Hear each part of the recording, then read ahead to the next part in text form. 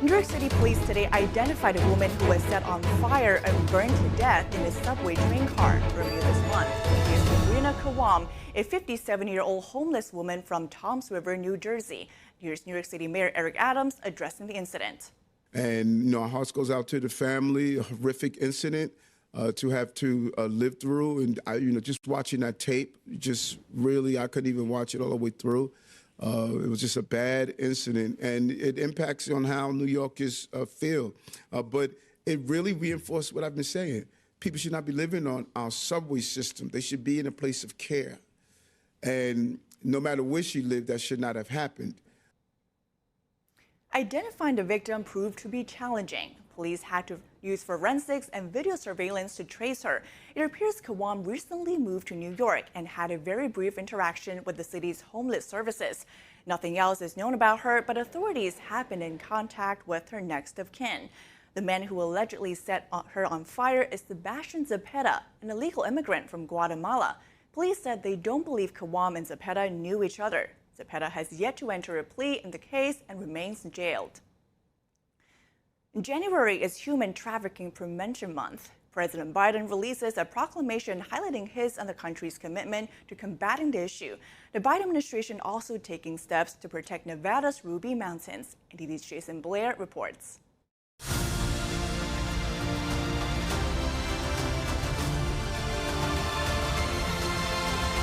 For National Human Trafficking Prevention Month, President Biden says that he's recommitting to working to end human trafficking in America and around the globe. In a December 30th proclamation, he stated, "Human trafficking targets the most vulnerable in society and exploits them, denying their human rights, freedom, and dignity. It is a stain on our collective conscience and an affront to basic human dignity." In 2022, law enforcement agencies reported an estimated 3,570 human trafficking victimizations. That's according to data from the Justice Department. Polaris, the organization that runs the National Human Trafficking Hotline, says there were about 27,000 situations reported to the hotline between January 1st, 2020 to August 31st, 2022.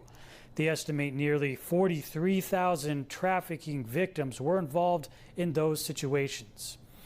According to Polaris, human trafficking victims are primarily forced or coerced into providing commercial sex or labor. They say victims of the horrific crime involve both males and females of all ages. And the Biden administration is also taking steps to protect the Ruby Mountains in Nevada from future oil, gas, and geothermal development for 20 years. The Interior Department has submitted an application to withdraw about 264,000 acres of federal lands in the area from such leasing. It says the move is in response to petitions by tribes, conservationists, sportsmen, and the local community. In 2018, the U.S. Forest Service did a study on whether a large area in the Ruby Mountains would be good for oil and gas drilling. The Forest Service eventually rejected the idea following an outpour of opposition. The proposal is currently in a 90-day public comment period. Reporting in Washington, D.C., Jason Blair, NTD News. A military appeals court has upheld the plea deals for 3 defendants in the 9/11 attacks. The decision rejects Defense Secretary Lloyd Austin's bid to toss them. The 3 suspects, including the alleged mastermind of the attack, are currently detained at Guantanamo Bay in Cuba. Prosecutors reached the plea agreements late last summer, which could spare defendants the possibility of death penalty. Secretary Austin argued that he should have the power to interfere in the case given the gravity of the event. But a court said nullifying the plea deals goes beyond Austin's jurisdiction. And now the Pentagon still has the option to appeal the ruling. Some of the most important battles facing the incoming Congress will be an encore of the challenges faced by its predecessor. Our Washington correspondent Luis Martinez walks us through what we can expect to see happening on the Hill during the first months of 2025.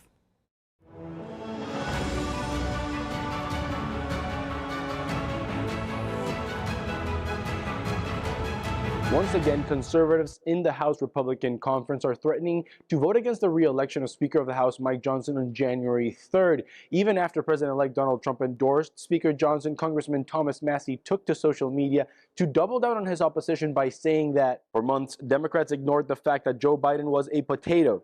Republicans are doing the same thing by keeping Speaker Mike Johnson. And Congresswoman Victoria Spartz laid out her demands to Speaker Johnson on social media, tagging the Speaker in a post saying, "We must create an emergency fiscal working group and engage professionals." Meanwhile, other Republicans like Congressman Mike Lawler from New York are standing by Speaker Mike Johnson. And I'll be very clear, as I was during the Kevin McCarthy fight, I'm not going to bend to their will. So if they think somehow that they are going to end up in a stronger position by removing Mike Johnson, they're not. House Democrats are preparing to be in opposition of the incoming Trump administration, and House Democrats have already made it clear that the ban on TikTok is law and not up for the president-elect to dispute. We don't have to, in Congress, legislate around the preferences of the Chinese Communist Party. If they decide they are not going to allow ByteDance to sell, we have to do what's in the best interest of our country, and that is make sure that the CCP can't access our data and use it against us. And the reason that this law is valid is that it is meeting a national security imperative. Xi Jinping has called influence operations the smokeless battlefield, and TikTok is his most important weapon. Other House Democrats are ready to work alongside Republicans after a contentious 118th Congress. So there's going to be a need for people to work together. Look, I agree with Donald Trump on some issues. I'm probably one of those, when people talk about tariffs, I don't think you want across the board tariffs, but I think tariffs are a tool in a toolbox, and we've got to work together on trade. I did with Donald Trump on NAFTA.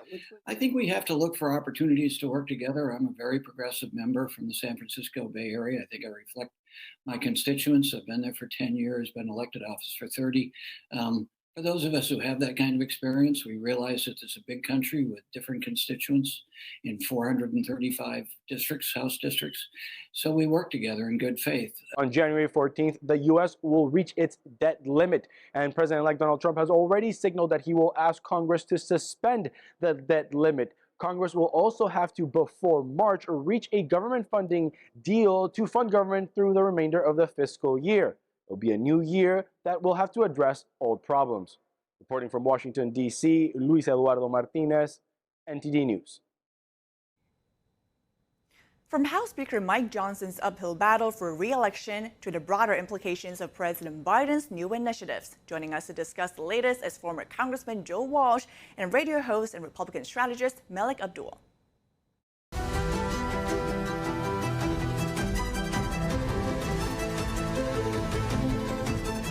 Former Congressman Joe Walsh and Melik Abdul, thank you so much for joining us. Thanks for having us.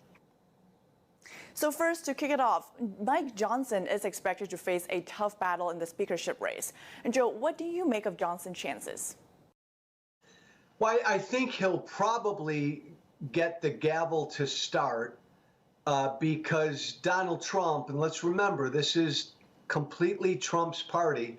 Donald Trump doesn't want anything to interfere with anything Trump wants to do in January. He doesn't want anything to interfere with January 6th, i.e. the election results being certified. Remember, without a speaker, the House can't conduct any other business. And Trump doesn't want a lot of craziness in January because he has a very aggressive, I would say cruel, and dangerous agenda that he wants to jump right into in January. So Melik, what's your take on the current dynamic, particularly after Trump's endorsement, and are there viable alternatives within the party, you think? To your last question, no, and that's why Mike Johnson will be the next Speaker of the House. Now, the reality is that Republicans only have a very slim margin. I think he could only lose about one or two members. There are some members who are already signaling that they will not support him. You can be rest assured that you probably won't get any Democrats to support Mike Johnson, but Donald Trump has signaled that this is his guy. And it's not, and it's in addition to January 6th, and his certification is also important, it is about making sure that Donald Trump on day one is able to hit the ground running, making sure that we're not having the same fight that we had, what was that, last year with Kevin McCarthy in those 15 rounds. Donald Trump simply cannot afford that, because the first 100 days of a presidential administration is when a lot of those big policy proposals are rolled out. And I think that Donald Trump and Susie Wiles, because she is will be in the White House, I think they want to hit the ground running. What are some of the potential consequences for the incoming president if the House does not act quickly enough to elect a new speaker? Would there be a temporary speaker again, or would the position remain empty during the interim? Joe, you were a congressman before. What's your take on that? Look, let's just be really clear. The House cannot open for business without a speaker. So they can't do anything. When I was sworn in, that's the first thing we do as a member. We pick the speaker. If that takes a day, it takes a day. If that takes a week or 2 or 3, that's the only thing the House can focus on and work on before conducting any other business. So this would delay certification. It would delay any other work that Republicans want to try to get done to lay the groundwork for when Trump is sworn in. I think the calendar is Mike Johnson's best friend. The calendar will get this done and probably give him the gavel on Friday. And Joe, switching gears here, under the final days of President Biden's presidency, the U.S. Department of the Interior has unveiled 2 major conservation initiatives to protect public lands and wildlife habitats. And these initiatives come amid Republican calls to halt new regulatory actions during the transition period.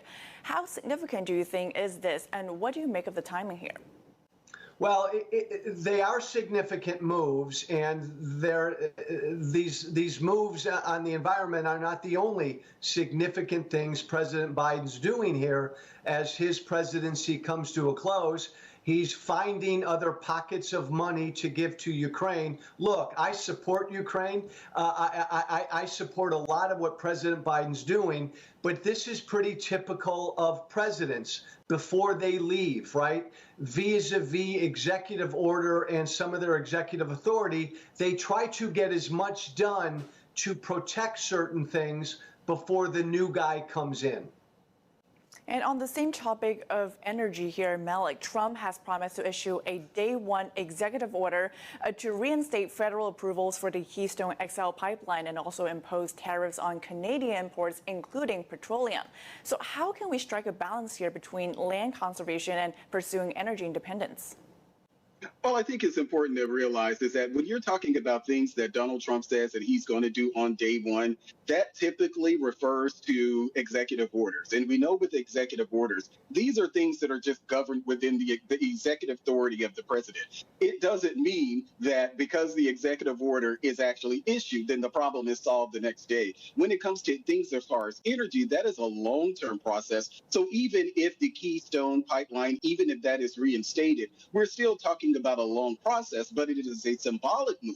And depending on where we are, those symbolic moves can do things like actually benefit the stock market, consumer confidence. A lot of this stuff is kind of built into it. But just because you sign an executive order, it does not mean that the problem is solved the next day. I think the problem is going to be that people expect that that's just how government works. And unfortunately, it doesn't. Well, a lot to look into then. And lastly, looking back on 2024 and the election, what were our biggest moments as a nation, and what do you hope politically we can focus on in 2025? Let's start with Joe. Look, that's such a great question, because what a wild and crazy political year, right? The biggest moment was that debate that Joe Biden had when all of a sudden the world turned and eventually everybody realized he can't be the Democratic nominee. And then the vice president became the nominee, and she had 100 days to mount a campaign against Donald Trump. Looking back, that was an incredibly difficult task. But we've never seen anything like that ever in modern American history. I think in 2025, you're going to see constant battle and constant infighting among Republicans. Johnson will hang on to his speakership for now, but it's going to be chaotic in the House because, as Melik said, he's got about a 1 to 2 vote margin on everything. And Melik, your take? Yeah, so I agree with some of that. I will say that as far as 2024, I think the biggest story for me is the attempted assassination of Donald Trump. The second story would be Joe Biden basically dropping out of the race, which is not something that we see in our politics, where you have an incumbent president dropping out of the race and the vice president stepping in. Now, I think that even if Joe Biden had stayed in, despite what he's alluding to now, I think that Joe Biden still would have won because Democrats were unable to read the electorate. So whether or not Kamala Harris had 100 days or 180 days, Kamala Harris would have lost because I really do think that they misread the electorate. But that is also something Republicans are going to have to be cognizant of as well, not overstating what Donald Trump's mandate actually is. Well, what a year has been, and apparently many lessons to learn for both parties here. Thank you so much, both former Congressman Joe Walsh and Melik Abdul, and Happy New Year to you. Thanks for having us. Happy New Year. A massive power outage in Puerto Rico has left 90% of its population in the dark. Puerto Rico's governor says a critical failure in the island's power grid caused a blackout. He added the government and providers are working to restore service as quickly as possible. Luma Energy said about 14% of its customers now have power again after a total blackout that began early Tuesday morning. Luma says it will take up to 48 hours to reach full restoration. Nearly 1.4 million customers have been impacted. Thank you for watching the Capitol Report. If you want to see our full broadcast, check us out at epochtv.com.